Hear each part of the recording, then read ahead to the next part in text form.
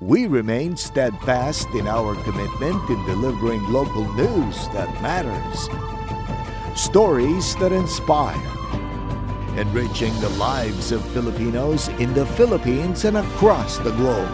This is your GMA Regional TV. Buong puso para sa Pilipino.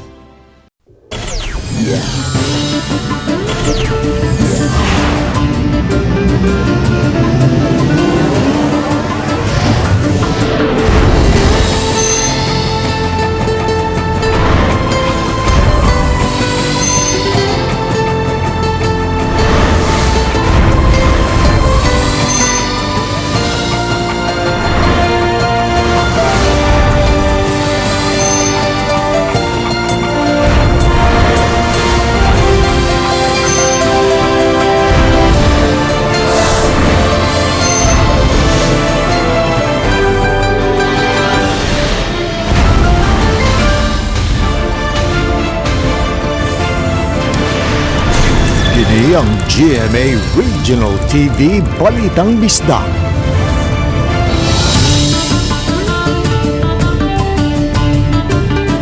Maayong hapon, kini ang inyong GMA Regional TV Balitang Bisda kang bugtong kasaligan, kasandigan o kadangpan sa mga Bisaya.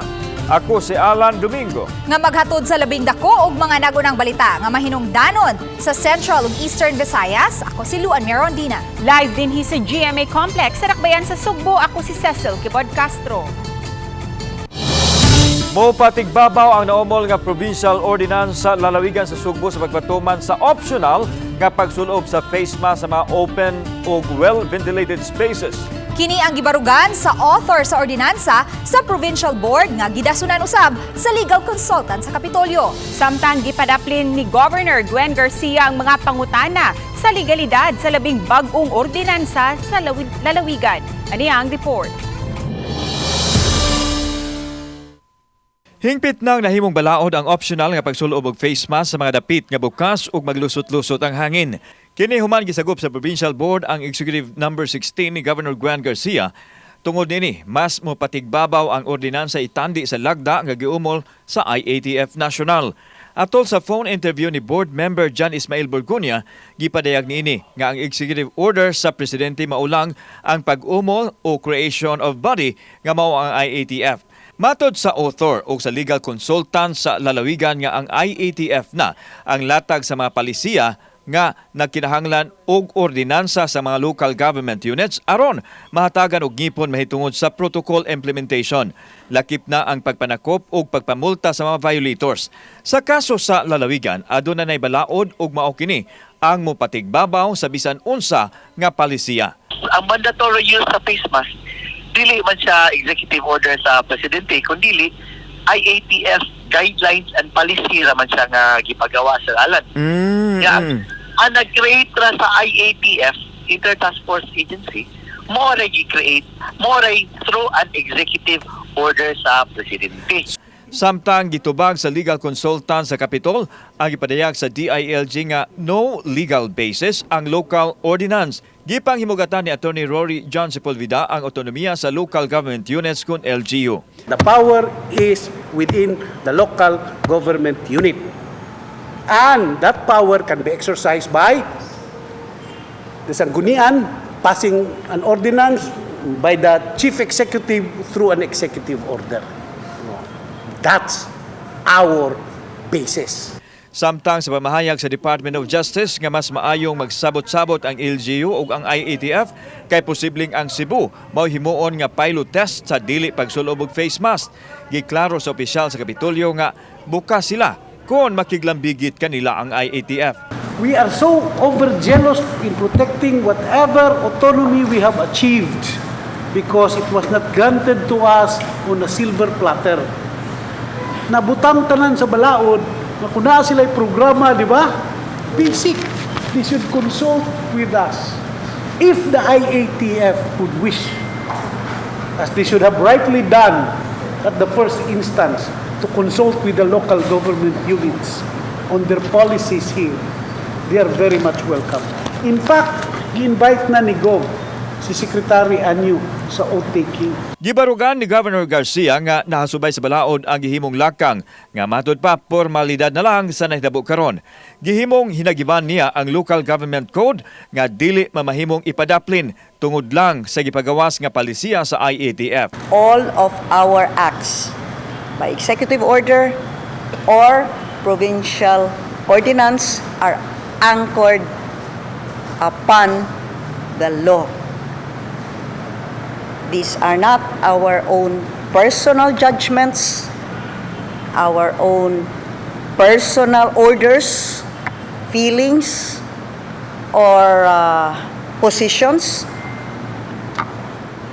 Since when we were elected and we took our oath of office, we took an oath to uphold all laws, legal orders, and decrees. Sa pagkwestiyon sa DILG siyang lakang, simple lang ang tubag nini. I just remembered we're going to have our mass oath-taking on the 28th. He is cordially invited to our oath-taking on the 28th here in Marco Polo Plaza Hotel, so that for the last time he will be able to meet up with the mayors and other officials for which in the past so many years during his tenure he has issued his orders, his directives. Samtang giklaro ni Garcia nga iyang ipatuman ang napanday nga balaod sa Hunta Probinsyal.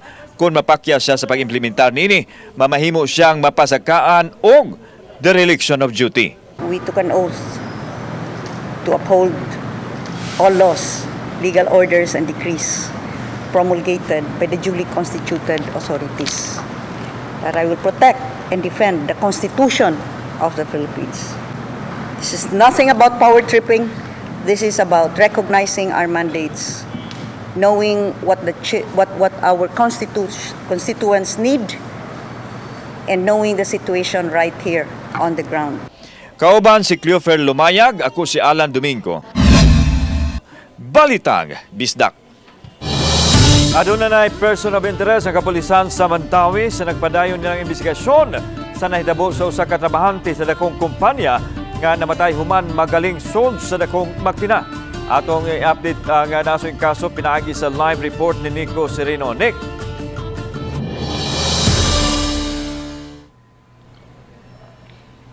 Yes, Lan, nakahipos na og dugang mga impormasyon ug mga pamahayag ang mga police investigators kabahin nitong nahitabo sa usa ka trabahante sa dakong food and beverage company sa Dakbayan sa Mandawi.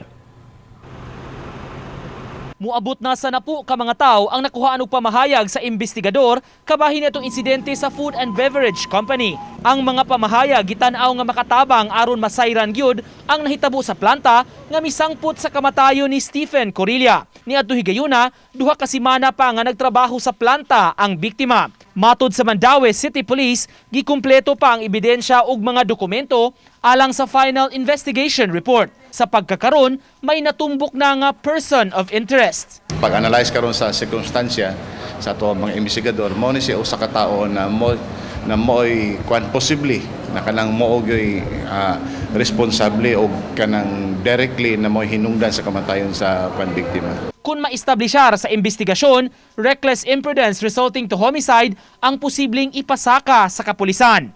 Bato kini sa kinsaman ang mamatud-an nga may kalabutan sa nahitabo. Lakip sa gitan-aw sab nila ang habig sa kompanya sa pagkahitabo.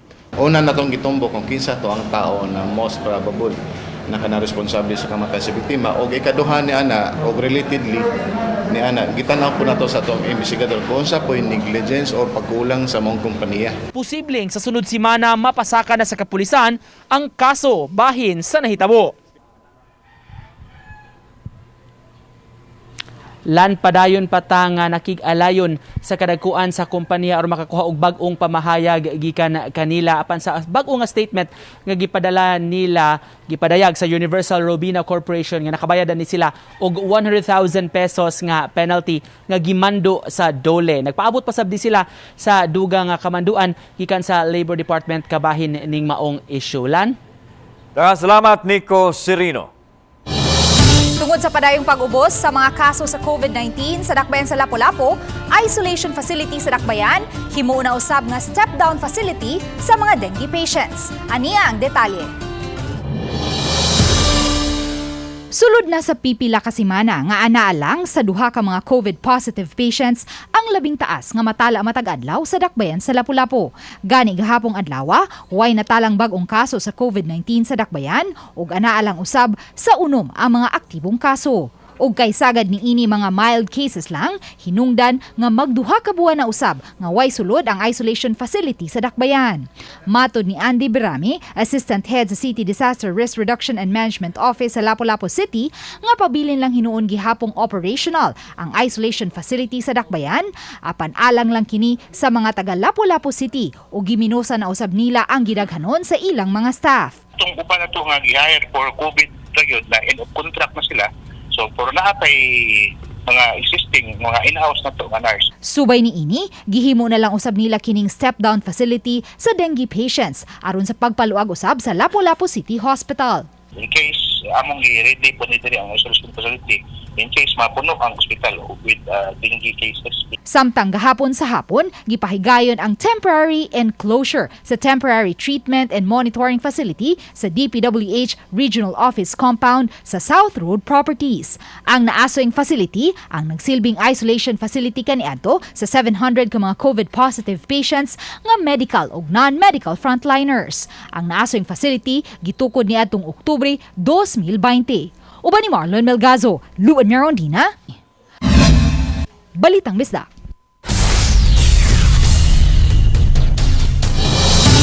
May bag-o ng health center ang barangay poblasyon sa Talisay City aron mas daghang mga mulupyo ang maserbisyuhan niini. Ini ang report ni Femari Dumabo. Kaniadto magdasok sa daang health center nga kabahin lang sa barangay hall ang mga inahan ug ang ilang mga anak alang sa prenatal ug sa bakuna. Karon, hamugaway na ang mga mulupyo human buksi ang bag-ong barangay health center sa miaging semana. Kinural kini og pipila lang ka metros ang gilayon gikan sa poblasyon barangay hall. Mapasalamaton si Marites Tabilon, inahan, ug ang midwife nga si Mildred Gabison sa bagong health center. Nindot siya bahayahay niya, kuan ang hangin bugnaw. Ya, diinit. Ya, dili po siya samok. Ya, kuan sad kanang sipod siya kay kanang kuan sa abog. Init nga daghang tao unya naay para barangay, naasay para sa amo adi buntis mag-abot ba. Pero at least nakibawgid sila unsa gyud ka kanang importante kung nagid type-an kanang kaugalingon nga health center. Ang God Focal Office nga kaniadto nahimutang sa 3rd floor sa Barangay Hall, maoy mipuli paggamit sa daang Barangay Health Center. Mato di Fe Gonzales nga mas daghan ang maserbisyuan sa bago usab nila karon nga buhatan. Ang ganito mga idadaran, mo'y kanang luoy kayo, pero among ganang ugo na lang. Pero karon mas kuan na, dali ra, mas maayo. Kay matimanday nato. Uba ni Jun Solon, ako si Femari Dumabok. Balitang Bisdak. Bisan kung wala malakip sa top 10 sa mga lugar sa Central Visayas nga labing daghang mga kaso sa dengue, ang Dakbayan sa Naga apan sa gihapon padayon nilang gingusgan ang programa Batok sa Dengue.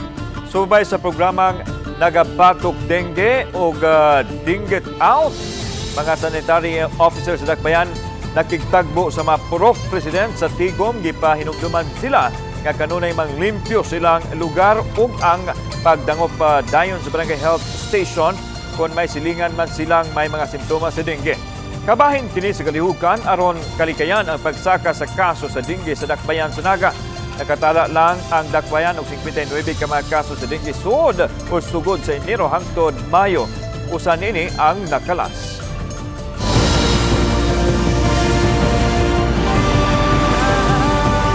Kini ang GMA Regional TV Balitang Bisdak.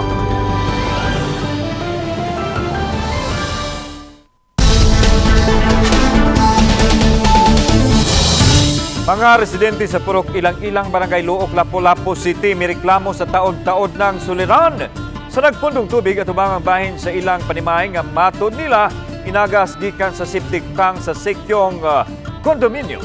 Ani ang report. Sulod na sa tulo ka tuig nga nag-antos ni ining napundong tubig sa atubangang bahin sa ilang panimay. Si Herman Silvano Absin nga matod niya inagas gikan sa septic tank sa Sekyong Condominium. Ang ilang panimay nagbarug lang yun tapad sa kural sa Sekyong Condominium. Gilumutan na ang tubig ug daw nahimo na kining pond kay may nanurok na nga mga tanom. Habwa nila silang septic eh. Dool ron nga na ang ilang septic. Naghabwa na mubas bigyan nila yun. Mana makaingon niyo nga sa ilaha ginang tubiga kay makuhaan po na sila video. Matod ni Herman, napadangat na niya ang reklamo ngadto sa barangay ug bisan ngadto sa City Hall apan hangtod karon wa kini mahatagi og pagtagad. Gani ang ilang suliran usab sa ilang mga silingan ug may signature campaign na usab silang gihimo. Gawas nga hugaw ang tubig, nabalaka usab siya kay delikado kini sa sakit nga dengue, ilabi na kay may mga gagmay siyang mga anak. Problema lipod kay dagang kay diha ang kuan lamok, baho kayo nya. Arabi ataw matug sa sawg nya, baho istanan. Okay ra nako kay kuan dako naman ko, problema ako lang mga bata baluoy kayo. Matod ni Brian Ibanez, OIC Mechanical Engineer sa Sekyong Realty Corporation, nga way factual basis ang reklamo ni Herman. Gawas nga way klarong drainage system ang barangay Luok, lupa ang dapit nga gibarugan sa balay nila ni Herman. Busa matag higayon nga may pagbunok sa uwan, mapundo gayud sa ilang dapit ang tubig. Gihimakak usab ni Brian ang pasangil ni Herman nga septic tank ang anaa sa tapad sa kural, diin usab magbarug ang balay nila ni Herman. Iyang gipakita sa RTV Balitang Bisdak nga usa kini ka rainwater catchment basin, busa dili kini hugaw nga tubig. So kana nga tangke tupad adjacent sa ilahang among coral through sa ilahang balay is kuan raman. Rainwater catch basin ra na siya. So tubig sa uwan ug sa road mo ra wala nag kuan man sad mi nag proper dislodging man sad mi sa mo ang septic niya. Ang septic na to naman dito layo gid sila. Dugang sa OIC Mechanical Engineer sa Sekyong nga andaman silang mutuman kung ugaling mapamatud-an nga may kakuwangan sa ilang habig. Mitanyag usab sila kang Herman nga abunuhan ang ilang dapit. Mo na first nga among gihatag nga option nga among tambakan nila ha para to lift up ang ilang elevation para pud ma-terminate atong mga stagnant water. Samtang gipasabot ni Kapitan Regina Ibanez nga way kamatuuran ang pasangil ni Herman nga wa aksyon sa barangay ang ilang reklamo. Since pag reklamo ana nila, gitagaan gyud nag aksyon, gi-inspeksyon na ngadto, and in fact nanay mga compliance kaila man gi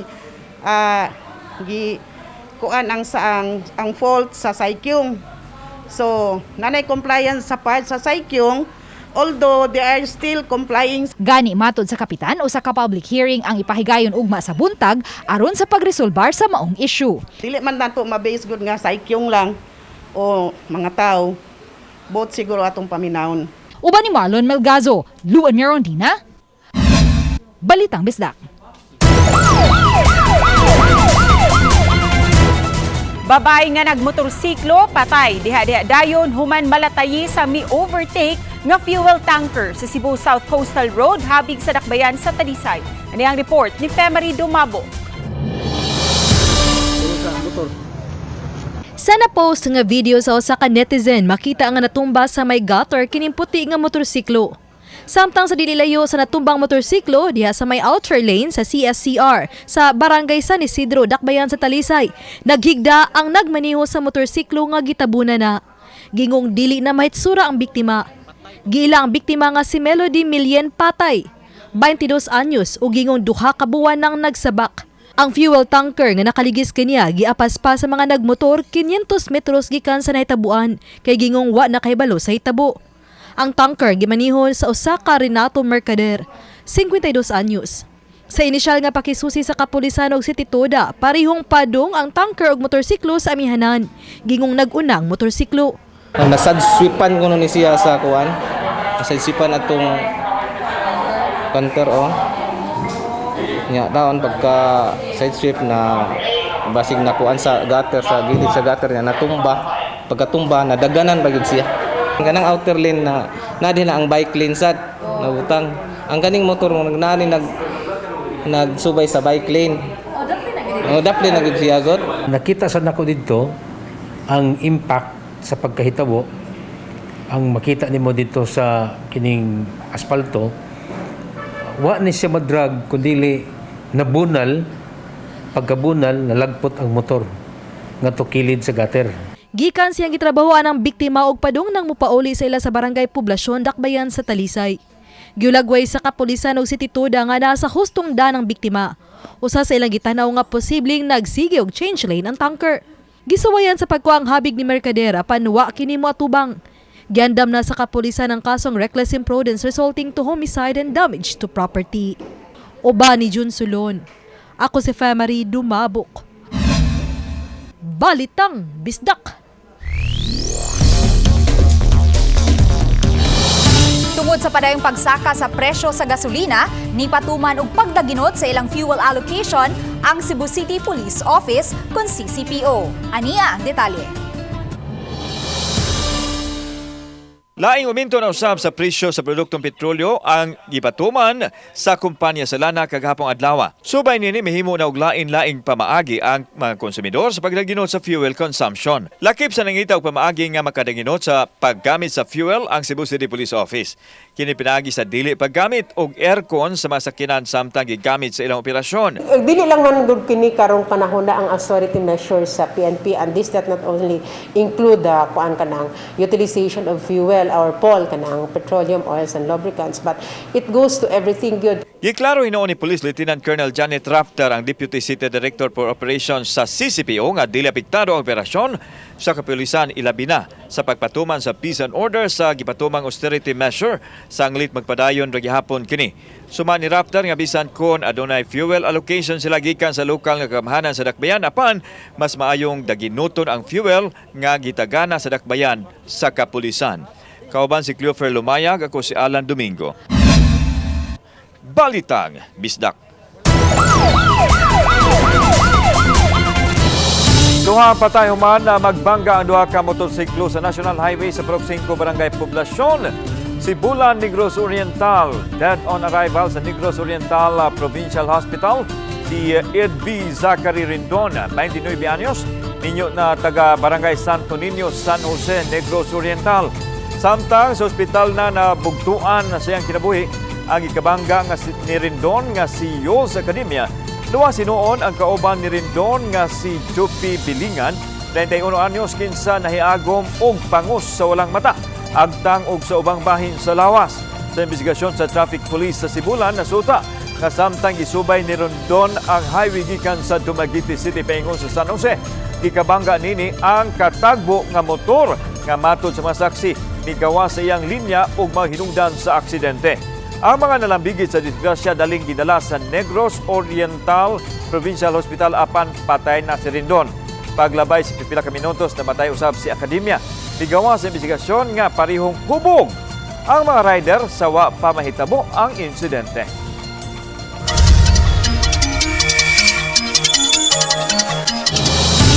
Subay ning kasaulugan sa Pride Month sa buwan sa Hunyo, gilusad ang usa ka exhibit sa Sports Complex, kabahin sa kasaysayan sa Pride Celebration sa syudad. Pinaagi sa koleksyon sa mga hulagway, gipakita ang mga kaagi kaniadto ug kinabuhi sa mga LGBT community. Gipakita ang makasaysayanong mga hulagway kaniadto sama sa pioneer gay pageant sa nasod nga Miss Gay Mandaue niadtong 1960s ug 1970s nga nahimong Mandaue Gay Pageant. Pamatuod kini kaniadto pa sa kabukas na sa Mandaue alang sa mga milangkob sa komunidad sa LGBTQIA+. Usa kini sa mga kalihukan nga gilusad subay sa pagtimaan sa Pride Month sa Mandaue nga gihulagway safe haven sa mga miyembro sa sektor. Nagpadayon pa ang paghatag og ayuda sa mga mag-uuma nga apektado sa bagyong Odette sa Dakbayan sa Talisay. Kapin sa 20,000 ka mga Talisaynon, labi na ang mga mag-uuma ang benepisyaryo sa mga tanom nga saging. Sa report ni Femari Dumabo. Kapina sa usa ka semana ang pagapod-apod sa Talisay City Agriculture sa 27,000 ka mga seedling sa lakatan ngadto sa mga mag-uuma nga taga-Dakbayan. Mato ni Jeza Bunsobre sa Talisay City Agriculture nga sa 118 ka mga agricultural land sa Dakbayan, 27,000 ka hektarya nga kasagingan ang natumba sa bagyong Odette. Mukapin sa 117 milyones pesos ang danyo sa mga tinanom. Ang 27,000 ka mga seedling sa lakatan gikan sa Department of Agriculture, isip abag alang sa mga mag-uuma nga apektado sa bagyong Odette. Pwede individual ma'am, as long as nara sila area nga katamnan, niya among gi-require lang is magbangan sila daan before sila mangayo diri.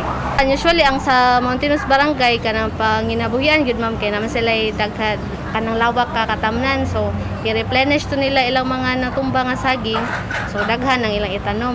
Sa miaging simana, pipila ka namuhi og mga manok sa dakbayan ang nakadawat usab og mga broiler day-old chicks ug ang ilang lawog. Upat ka mga farmers organization ang nakadawat sa mga piso. Mato di Bonzobre nga moabot sa 1,700 ka livestock og poultry ang namatay tungod sa bagyo, nga mobalor sa 6.3 milyones pesos ang natalang kadaot. Hinuon, hinahinay na kini karon nga nakabangon. Oba ni Jun Sulon. Ako si Marie Dumabok. Balitang Bisdak. Lapu-Lapu City Mayor Junard Ahongchan mitataw nga dili basta-bastang mapabarog ang liquefied natural gas kon LNG powered plant sa Dakbayan kon dili kini mag-agi og public hearing.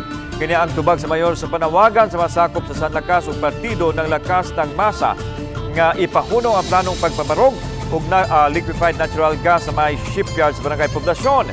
Niadtong Hunyo 5 gipaagi sa pagbisikleta sa mga progresibong bundok.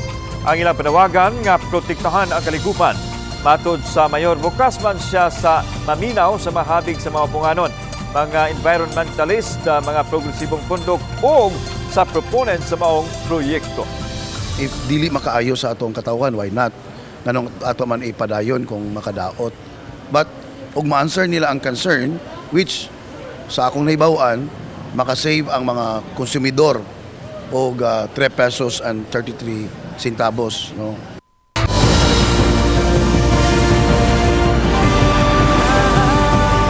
Kini ang GMA Regional TV Balitang Bisdak.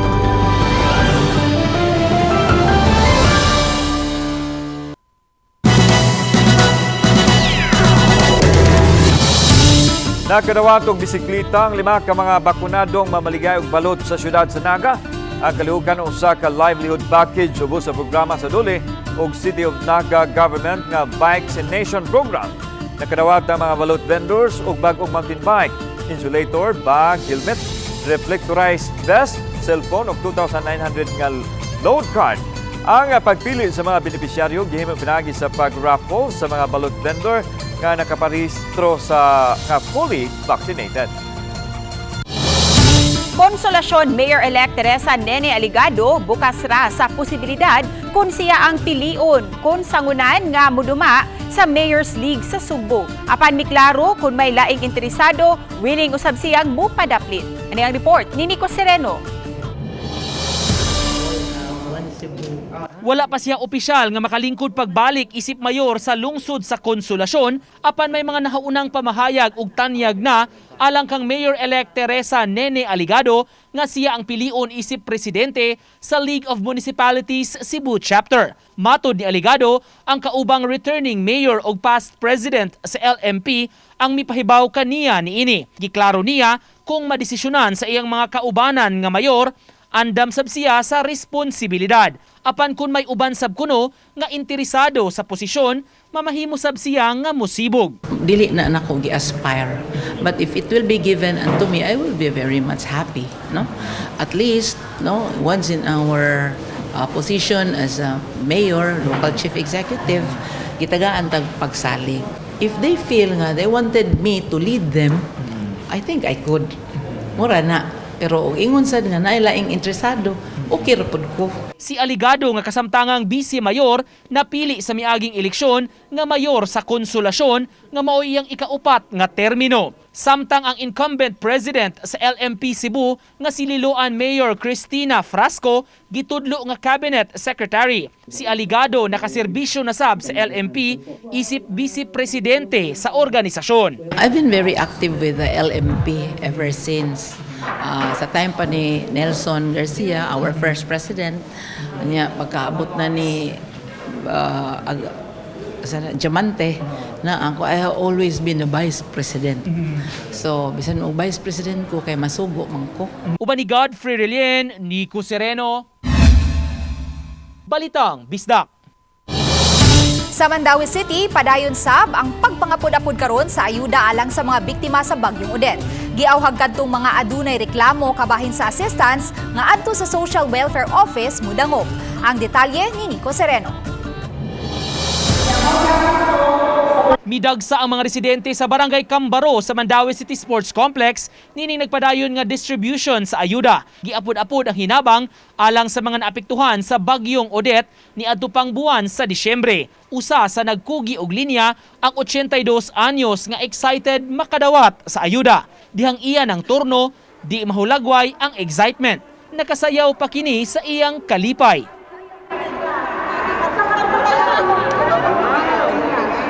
Matud niya dako nagtabang ang ayuda. Palpugas, sudan, tanan, tambal. Mo na gamiton. Katong naguba ma'am, na-repair na dito. Agi palitan na namog tabil-tabil.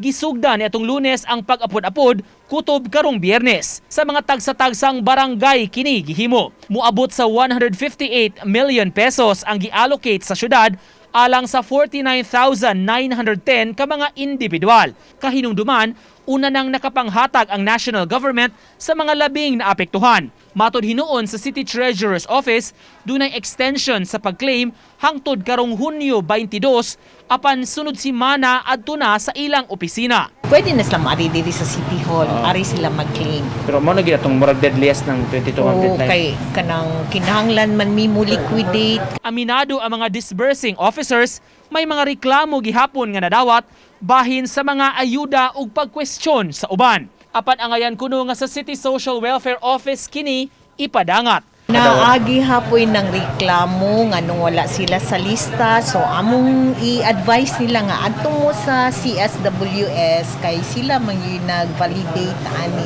Kami igo raming magbayad kung hunsay naa sa payroll. Uban ni Godfrey Relien, Nico Sereno, Balitang Bisdak.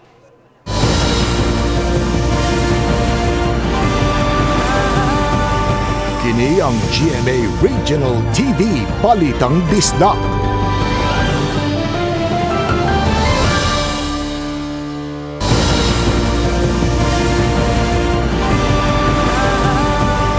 Kini ang GMA Regional TV Balitang Bisdak. Land Transportation Office may pasaling nga dili dakpo na mga sakyanan nga wa pamahatagi og plaka basta nahasubay lang sa prescribed temporary plate ang gigamit. Ano ang report? Matod ni LTO 7 Regional Director Victor Caindic nga magamit gihapon ang mga sakyanan nga walay plate number. Apan niya gipasabot nga kinahanglang mogamit kini sa prescribed temporary plate number aron dili sila dakpon. Miduga ang direktor nga responsibilidad sa mga dealer ang paggiya sa ilang mga kliyente sa saktong pamaagi aron masiguro nga sakto ang plaka nga ilang gigamit. Gikinahanglang magtambayayong ang dealer ug ang tag-iya sa mga sakyanan. The most efficient way to distribute plates, whether four wheels or motor, ang ayan moagi gid na sa dealer. Nganong dealer man, ang dealer may namaligya sa sakyanan o sa motor. Samtang ipahibaw sa opisyal nga daghang mga plaka nga naa sa ilang storage facility kay wa pay mga tag-iya nga mikuha nini. Gani bisan aduna nay walk-in claim sa usa ka mall, nihit pa kuno ang nakakuha sa mga plate numbers. Ang pinakadako day nga challenge anang pag-distribute sa plaka nga i-liquidate inagkahuman kanang dili pa pick upon sa ilang mga kliyente ang mga plaka. So daghan pag mga unliquidated plates nga naa sa mga dealers. Ang mga dealers po, di na po gusto mo dawat o bagong new sets of plates for distribution tungod anang responsibilidad nga na silang kamot. Kauban si Clover Lumayag, ako si Alan Domingo. Balitang Bisdak.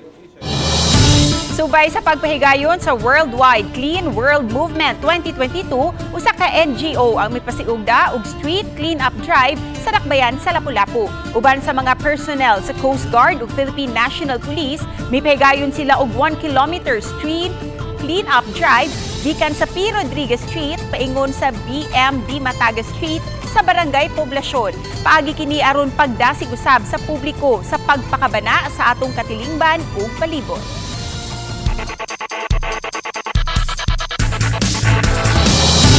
Bahina ang mga aksyon sa mga panagsangka nga nahitabo sa volleyball court sa NCAA Season 97 karong adlaw. Unang nagkaabot karong hapon ang College of St. Benilde Lady Blazers batok sa Lyceum of the Philippines Lady Pirates. Ni dominar sa tibok game ang Lady Blazers nga wa makapaugpo ang pikas grupo. Nakakuha sila og 25-21 sa set 1, gisundan sa 25-8 dayon 25-13 nga mo'y mitapos sa tibok game. Gumikan niini nakakuha na og two-way tie sa top spot ang CSB o Arellano University nga pulos may 2-0 standing, samtang sa Game 2 karong hapon nasukod ang katakos tali sa Mapua Lady Cardinals ug sa San Sebastian College Recoletos Lady Stags. Niabot yun sa 5 sets ang tibok game. Sa first set nang hawod ang SSC sa score nga 25-15, apan namawi sa second ug third set ang Mapua. Apan nang hawod pagbalik sa fourth set ang SSC, hinungdan nga gihimo ang ikalimang set. Dinhi na hingpit nga gitapos sa Mapua ang duwa sa 15-12 nga puntos. Ug paglangkat sa kadaugan sa resulta sa games karong adlaw, pareho ng 1A ang standing sa Lady Cardinals ug Lady Stags. Kapuso ang kinatibukang aksyon sa NCAA Season 97 at ani sa GTV.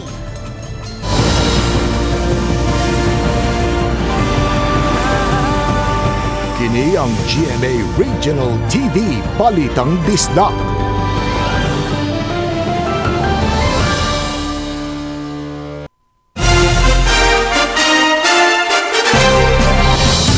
Nahikawan man sa kagawasan apan gawas nung nakatampo ang mga inmates aron mahatagan o katumanan ang mini library sa Cebu City Male Dormitory ngadto na sa Opera National High School. Ano ang report? Kini usa ka tinun-an ang kinahanglan nga mobasa sa mga librong anaa sa gamayng van nga gihimong mini library. Colorful ug makabibihag sa mata ang disenyo sa pintura. Nining mini library nga nagpatik sa mga pulong nga nagdasig sa kabataan sa paghupot sa taas nga edukasyon. Haom kini alang sa mga bata nga gimingaw sa pagbasa og mga libro sa eskwelahan human sa natanggong sa module sa balay. Nagpasalamat mi kaayo kay naami ingani then lucky kay mi ninyo migyatagan ani. Programa kini sa Cebu City Jail Male Dormitory sa pagigalayon sa Opera National High School nga ilang adapted school nunod sa pagsugod na sa limited face-to-face classes. Di pa jud kayo functional ang ilang library. So I think this project is very timely, sir. Nalamaton mi kaayo sa inyo nga dako ni nga tabang sa among eskwelahan kay actually kaning among eskwelahan gitawag jud ni siya depressed and underserved. So mura gud ni siya karon nga nakita ninyo we have so much transformation gud sa among school. Napiling best performing school sa Brigada Eskwela ang Opera National High School nga dunay kapin 1,500 ka mga tinun-an. Gihangop kini sa tunghaan ug nanawagan og dugang suporta alang sa mga tinun-an.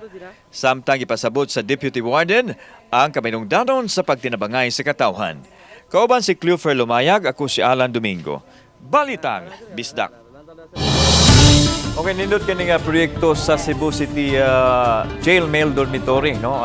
Headed ka kanina si Deputy Warden Tarona ang nagkuhan dito. And dinhin nato makita myself ang kaning panaglambigit kamay yung danon sa coordination sa kaning eskwelahan o tuban ng mga agency. And this is perfect timing sa land kay 2 years nga modular ang paagi sa pagkat-on. Kini na ay library, mini library so nakat-on sad ang mga bata. Ug haom kayo ilabi na karon panahon na nga magsigilag gadget ang kabataan, West libro na usaba nga nga ipuli. Daghang salamat sa mga kapuso nato apil na ang ana sa gawas sa nasod nga nakisayod sa mga dagko ug mga nag-unang balita sa rehiyon. Ako si Luan Merondina. Ug gikan dinhi sa Central ug Eastern Visayas. Ako si Cecil Kibod Castro. Ang inyong balita, ang among balita kay matag lokal nga balita mahinungdanon kini ang inyong GMA Regional TV Balitang Bisdak buong puso para sa Pilipino. Ako si Alan Domingo, maayong hapon mga kapuso.